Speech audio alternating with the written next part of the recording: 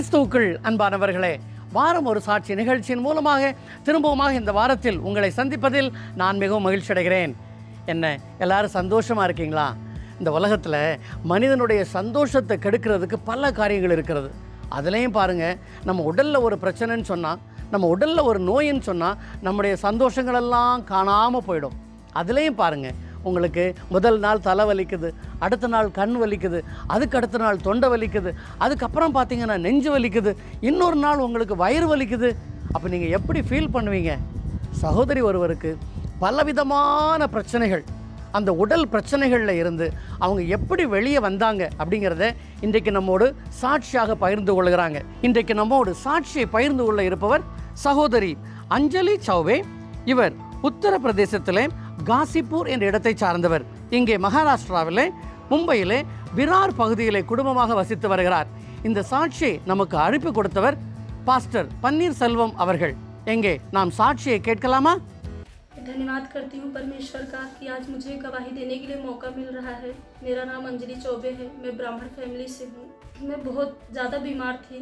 मुझे मैं प्रेग्नेंट थी, तभी मेरा तबीयत ख़राब हो गया। 6 महीने की मैं प्रेग्नेंट थी और मेरा बच्चा होने के बाद मुझे ज़्यादा प्रॉब्लम चालू हो गया और इतना ज़्यादा हो गया कि मुझे कुछ भी पता नहीं चल रहा था कि क्या हो रहा है। मैं बार बार डॉक्टर के इधर जाती थी, टेस्ट कराती थी, दवा लेती थी। डॉक्टर बोलता ठीक होएगा ठीक होएगा, लेकिन कुछ ठीक नहीं होता था। मैं बहुत टाइम तक एडमिट भी थी हॉस्पिटल में और इतना टाइम तक एडमिट थी कि 1.5 2 महीना हो जाता था और मैं ठीक नहीं हो पाती थी। जो मुझे जहाँ बोलता था मैं वहाँ जाती थी। मैं बहुत तंत्र मंत्र विद्या ओझा जो भी था सब मैंने दिखाया सुनाया, कुछ भी नहीं हुआ।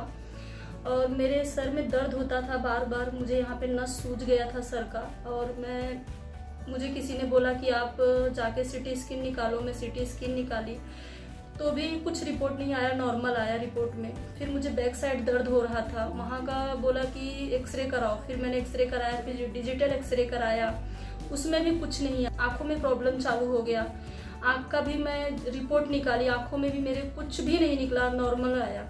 डॉक्टर बोलता हुआ क्या है, रिपोर्ट बहुत सारा पड़ा है, कुछ भी नहीं आता था।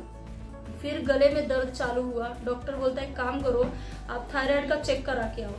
मैं गई थायराइड का चेक कराने, रोते हुए गई। अपने 4 महीने के बच्चे को ली थी गोदी में और बार बार बोलती थी कोई क्या भगवान नहीं है क्या, मुझे बचा नहीं सकता, कोई ईश्वर नहीं क्या मुझे मेरी रक्षा नहीं कर सकता। मैं देवी देवताओं को मानती थी, जो भी भगवान मूर्ति पूजा में सब में ज्यादा रहती थी और हमारा परिवार उसी में था। मैं उस दिन वहाँ पे रोते हुए गई और रिपोर्ट निकालने के बाद वहाँ से आई, डॉक्टर बोला कुछ भी नहीं है आपको, आपका रिपोर्ट नॉर्मल है। तो फिर मैं सोची मुझे हुआ क्या है।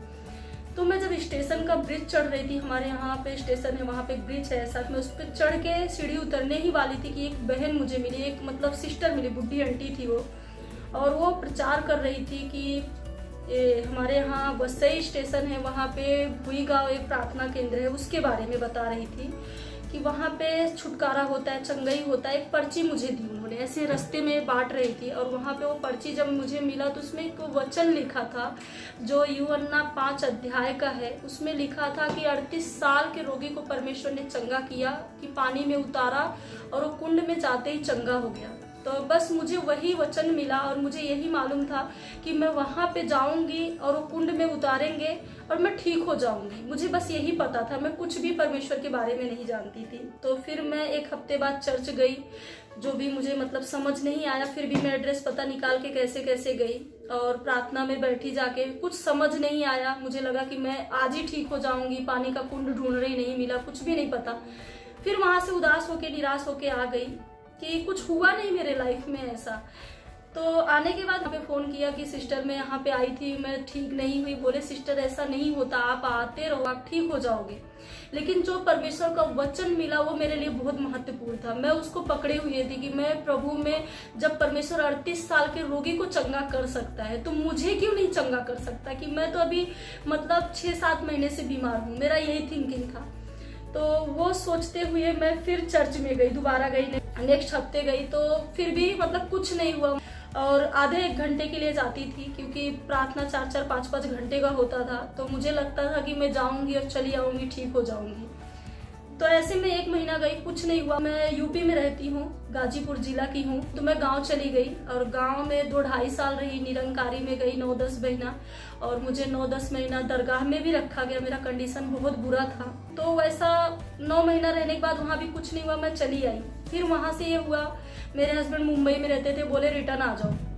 मैं रिटर्न आ गई। यहाँ पे आने के बाद फिर से मैं मतलब वही निरंकारी में जाने लगी। फिर तबीयत खराब हुआ, ज्यादा ही होने लगा, बीमार पड़ गई। फिर मैं ओझा वैद्य को दिखाई, फिर भी कुछ नहीं हुआ।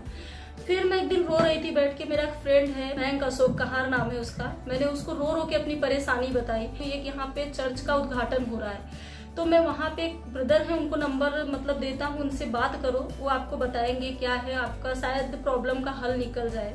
मैं बोली चलेगा। तो वो मुझे नंबर दिया और वहाँ पे जॉनी लीवर आया था उस समय उद्घाटन के लिए। तो मैं बहुत एक्साइटेड हुई उस बात को सुन के कि जॉनी लीवर जैसे मतलब प्रार्थना केंद्र में जुड़ा है तो बहुत बड़ी बात है। उसकी भी गवाही मैंने सुनी, मुझे बहुत अच्छा लगा कि परमेश्वर ने ऐसे ऐसे बड़े बड़े फिल्मी सितारों को भी ठीक किया, चंगा किया। तो मैं क्या हूँ कि मैं संजय ब्रदर को कॉल की, जो वहाँ प्रार्थना केंद्र के हैं, जो जुड़े हुए हैं वहाँ पे। मैंने उनको अपनी परेशानी बताई, सब रो रो के, ब्रदर मेरे पास ऐसा ऐसा मतलब मुझे प्रॉब्लम है, बहुत सारी चीजें, परिवार मेरा 5-6 साल से मेरे पीछे मतलब बहुत पैसा लगाया, कुछ भी नहीं हुआ। वो बोले ठीक है सिस्टर आप चिंता मत करो, हम आएंगे कल आपके घर। तो वो लोग शाम को मेरे घर पे आए और वहाँ की जो पास्टर हैं एंजल कुंद्रा, वो भी आई मेरे लिए। उन्होंने प्रार्थना किया उस समय, और उस दिन मतलब मैं बहुत ज़्यादा तकलीफ में थी काफ़ी टाइम से। उन्होंने लेकिन जब प्रार्थना किया उस दिन के बाद, जो अभिषेकित प्रार्थना होता है, उन्होंने तेल लगा के मेरे सर पे प्रार्थना किया, और मैं उसके बाद से मतलब अपने आप में अच्छा फील करने लगी। मैं चंगी हुई, थोड़ा बहुत ठीक हुई, मुझे लगा कि हाँ परमेश्वर में सामर्थ्य है। और मैं जो बाइबल लेके आई थी भूई गांव से, वो मतलब 2-2.5 साल से मैं उसको अलमारी में बंद करके रख दी थी, क्योंकि मुझे ऐसा लगता था कि इसमें कुछ साइड इफेक्ट है। क्योंकि जब मैं पढ़ती थी ना तो मेरे हाथ पांव ऐसे मतलब ठंडे होते थे, तो मुझे पता नहीं था और मैं रोने लगती थी। तो मुझे क्या लगता था साइड इफेक्ट करता है, और हाथ पैर ऐसे ऐसे कांपने लगते थे। जो परमेश्वर का सामर्थ उतरता, वो मुझे सामर्थ उतरता था, और मैं फिर डर से रख दी थी। लेकिन जब उन्होंने प्रार्थना करके गए, फिर से मैं इस चीज को निकाली, क्योंकि मैं बहुत तकलीफ में थी। मैं बोली एक बार मैं पढ़ती हूँ इस बाइबल को, और मुझे कुछ प्रॉब्लम था मतलब पीलिया का। मैं झरवाने जाती थी 6 बजे, तो मैं उस समय उठ जाती थी जल्दी। जो एक भाई आते थे मुझे ले जाने के लिए, झरवाने के लिए पीलिया, तो मैं सोचती थी जब तक वो आएंगे आधा 1 घंटा 5 मिनट, तब तक इस वचन को इसमें से पढ़ूंगी। मैं भजन संहिता का वचन ज्यादा पढ़ती थी, मुझे बहुत अच्छा लगता था, क्योंकि उसमें लिखा था रोगियों को चंगा करना, सहायता के लिए प्रार्थना करना। तो मैं उस हिसाब से पढ़ती थी। उसमें एक वचन था, हे मेरे धर्म में परमेश्वर, जब मैं पुकारूं तब तू मुझे उत्तर दे। वो वचन जब पढ़ती थी बार बार मेरे अंदर, मेरे मन में चलता था। मैं बहुत खुश होती थी और अच्छा फील करती थी अपने आप में। और क्या होता था कि मतलब मुझे फिर वाइब्रेट, ऐसा हाथ पैर वाइब्रेट होते थे, मेरे आंख से आंसू भी निकलते थे वचन पढ़ने के टाइम। फिर मैं डरती भी थी कि ये क्या हो रहा है मुझे, क्योंकि परमेश्वर के सामर्थ्य के बारे में कुछ पता नहीं था। फिर मैं बाइबल रख देती थी, फिर दूसरे दिन उसको निकालती थी, पढ़ती थी।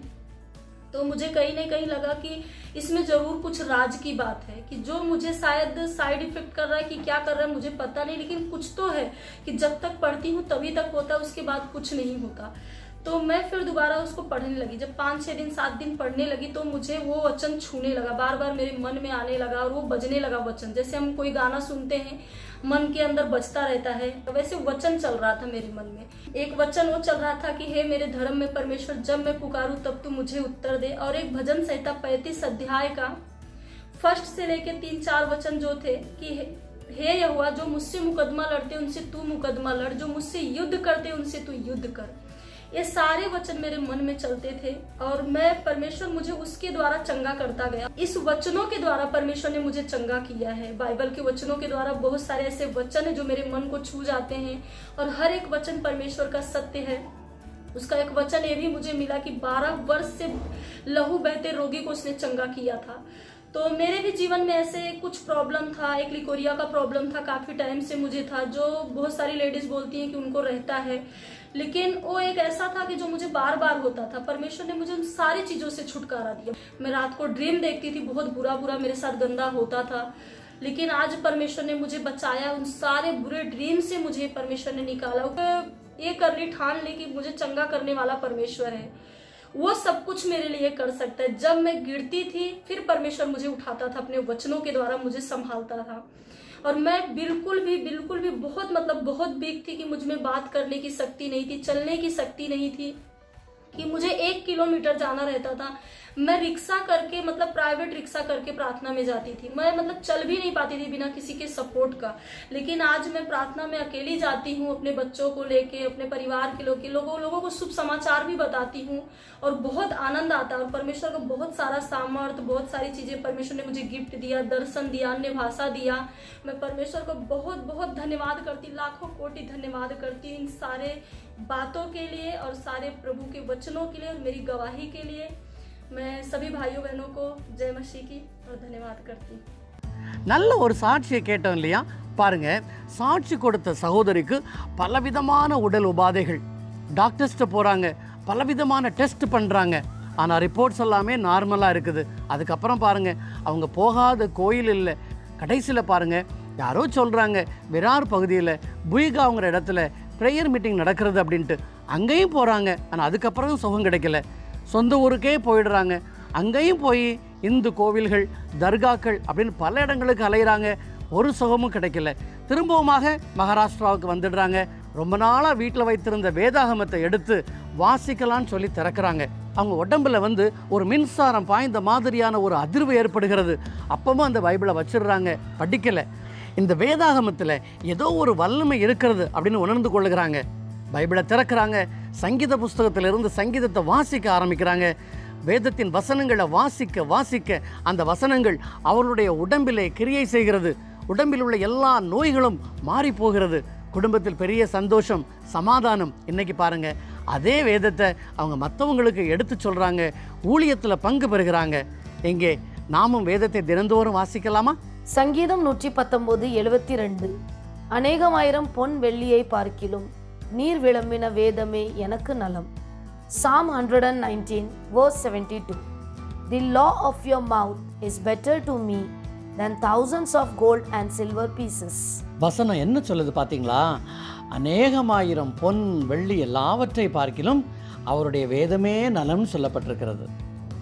நீங்கள் இது நாள் வரை வேதத்தை வாசிக்காமல் இருந்தால் இன்னையிலிருந்து வாசிக்க ஆரம்பிங்க. தினம் ஒரு வசனம் வாசித்தாலும் போதும், புரிந்து வாசியுங்க. அந்த வசனம் உங்களிடத்திலே கிரியை செய்யும். இந்த சாட்சியை அனுப்பி கொடுத்த சகோதரர் பன்னீர்செல்வம் அவர்களையும், அவர்கள் செய்து வருகின்ற ஊழியத்தையும், சாட்சியை அளித்த சகோதரியையும், பார்த்து கொண்டிருக்கின்ற உங்கள் யாவரையும் தேவன் ஆசீர்வதிக்கும்படியாக ஜெபிக்கிறேன். திரும்பவுமாக அடுத்த வாரத்திலே இன்னொரு புதிய சாட்சியோடு உங்களை சந்திக்கும் வரை கர்த்தர் தாமே உங்களை ஆசீர்வதித்து பாதுகாத்து வழிநடத்துவாராக. ஆமேன்.